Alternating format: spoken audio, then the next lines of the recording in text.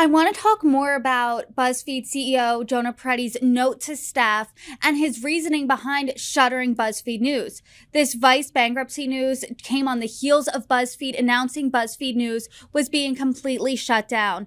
And as you said, Jonah Peretti did lay out a number of factors for this, like the pandemic, decreasing digital advertising, and a recession in the tech industry. But he also pinned the blame on some of his own leadership failures, like you said, overinvesting. So simply put, why is Jonah Peretti still trusted to be the leader of BuzzFeed, and nearly 180 staffers of BuzzFeed News, as well as other staffers throughout the company, are being let go?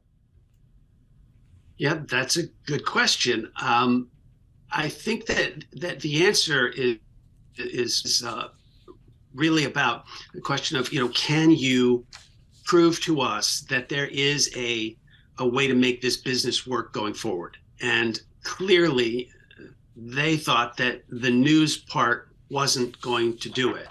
BuzzFeed continues to have, produces a lot of other content, some of the things that people may think are more silly, the light stuff, the cotton candy of the internet that people kind of soak up real quick and then forget about. But that's been a part of the lightness of the BuzzFeed brand from the beginning.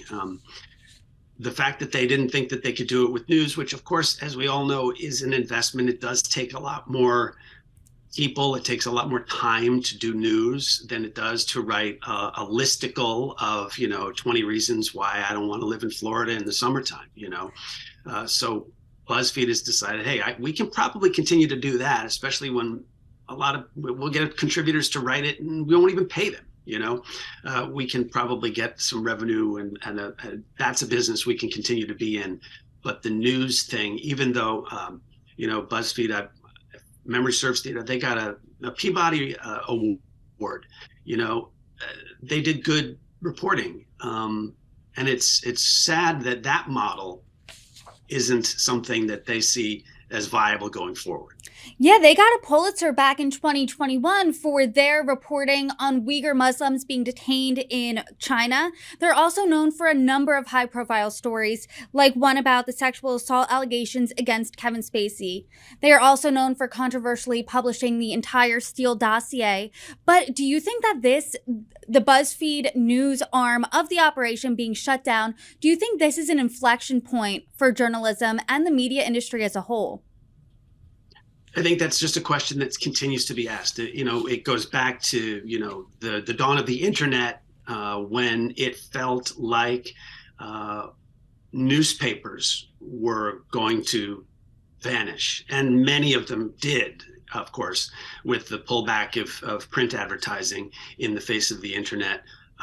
That killed off a lot of newspapers across the country, and broadcasters as well. You talked about growing up watching a local TV station. Local TV was considered for a long time, like they were printing money. They could do no wrong.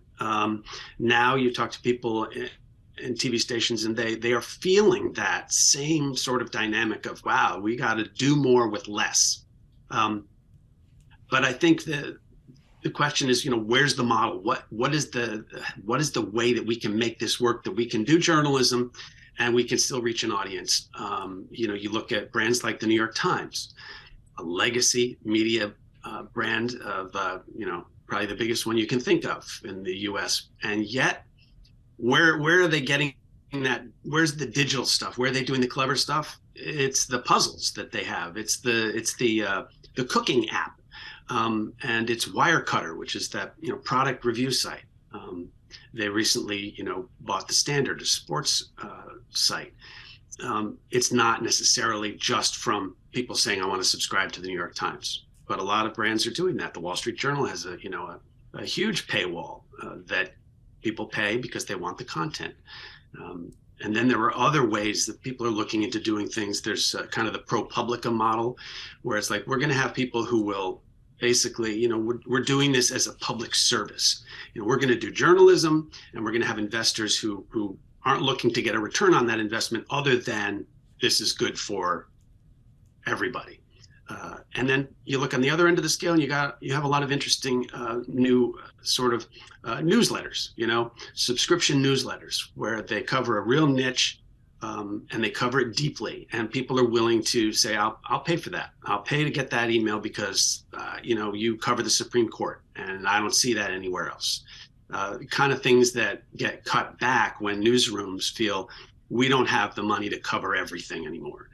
So maybe that's a model, but you do have this sense with all of the layoffs in mainstream media and digital media that says we're really not necessarily sure how this works. But we do know that in a time when the economy is pulling back, when advertisers pull back, we have to think of how we're going to do our job and still try and find a way to make money.